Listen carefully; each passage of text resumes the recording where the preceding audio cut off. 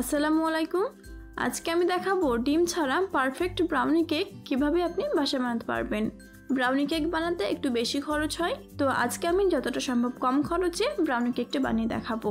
সেই সাথে আজকের কেকটা ওভেন ছাড়া কড়াইতে করে দেখাবো। আর এই কেকটা আমার পরিবারের সকলের খুবই পছন্দ হয়েছে, আশা করছি আপনারও খুবই ভালো লাগবে।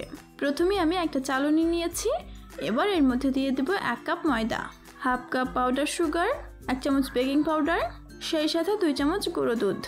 আর এটা চেলে নেওয়ার ফলে সমস্ত উপকরণগুলো একে অপরের সঙ্গে খুব ভালো মতো মিশে যাবে আর কেকটা ভীষণ সফট হবে। এখানে আমার কোকো পাউডারটা দিতে মনে ছিল না, তাই 2 টেবিল চামচ কোকো পাউডার নিয়ে এটাকেও খুব ভালো করে চেলে নিব। একটা হুইস্কের সাহায্যে চেলে নেওয়া উপকরণগুলো খুব ভালো মতো মিশিয়ে নিয়ে এটাকে সরিয়ে রাখবো। এখানে একটা বাটিতে ফুটন্ত গরম পানি নিয়েছি আর এর উপরে একটা বাউল রেখে দিয়েছি। এখন এর মধ্যে দিয়ে দেবো ডেইরি মিল্ক চকলেট। ডেইরি মিল্কের ছোট প্যাকেটগুলোর 3টে প্যাকেট আমি এখানে নিয়েছি, তবে আপনি চাইলে এর বেশিও নিতে পারেন অথবা ডার্ক চকলেটও ব্যবহার করতে পারেন। এখন দিয়ে দিলাম হাফ কাপ বাটার। এবার ডাবল বয়েলের সাহায্যে চকলেট আর বাটারটাকে খুব ভালো মতো মেল্ট করে নিব। 2 মিনিট নাড়াচাড়া করলে এটা খুব সহজে মেল্ট হয়ে যাবে। বাটার আর চকলেটটা খুব সুন্দর মতো মেল্ট হয়ে গেলে এর মধ্যে দিয়ে দিব শুকনো উপকরণ, যেটা আমি প্রথমেই রেডি করে রেখেছিলাম। এটাকে আমি একবারে না দিয়ে অর্ধেক করে 2 বারে ব্যবহার করেছি।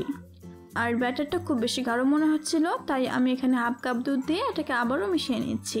প্রয়োজন মতো অল্প অল্প করে দুধ দিয়ে ব্যাটারটা বানিয়ে নিতে হবে। আর এখানে আমার ব্যাটারটা সম্পূর্ণ রেডি হয়ে গিয়েছে। দেখতেই পাচ্ছেন ব্যাটারের ঘনত্বটা ঠিক এরকম হতে হবে। এখন আমি যে পাত্রে কেকটা সেট করব তার গায়ে অল্প একটু তেল ব্রাশ করে নিচ্ছি, যেন বেক হওয়ার পর কেকটা খুবই সহজে বেরিয়ে আসে। এখন সম্পূর্ণ ব্যাটারটা কেক টিনের মধ্যে ঢেলে দিব। যেহেতু ব্যাটারটা একটু গাঢ় আর এটা একা একা চারিদিকে ছড়াবে না, তাই একটা স্প্যাচুলা দিয়ে এটাকে চারিদিকে সমান করে দিচ্ছি। কয়েকটা আখরোট কুচিয়ে রেখেছিলাম সেটা উপরে ছড়িয়ে দিব।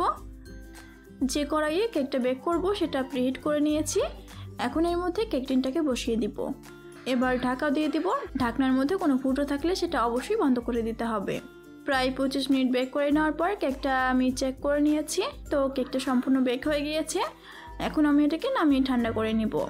কেকটাকে সম্পূর্ণ ঠান্ডা করে নিয়ে একটা স্প্যাচুলা বা ছুরি দিয়ে কেকের চারিদিকটা একটু ছাড়িয়ে নিয়ে তারপরে এটাকে ডিমোল্ড করে নিচ্ছি। এখন কেকটাকে পছন্দ মতো শেপে কেটে নিব। আর দেখতেই পাচ্ছেন ব্রাউনি কেকটা কিন্তু একদম পারফেক্টভাবে বেক হয়ে গিয়েছে। আর এটা দেখতেও কিন্তু খুবই লোভনীয় লাগছে, সেই সাথে এটা খেতেও কিন্তু মাশাআল্লাহ অনেক ভালো হয়েছিল। তো আমার এই রেসিপিটা ফলো করে একদম পারফেক্ট ব্রাউনি কেক খুবই সহজে আপনি বাসায় বানিয়ে নিতে পারবেন। আজকের ভিডিওটা আপনার কাছে কেমন লেগেছে অবশ্যই কমেন্ট করে জানাবেন। সেই সাথে আমার চ্যানেলে নতুন হয়ে থাকলে চ্যানেলটি সাবস্ক্রাইব করে পাশে থাকবেন। আজকে পর্যন্তই, আল্লাহ হাফেজ।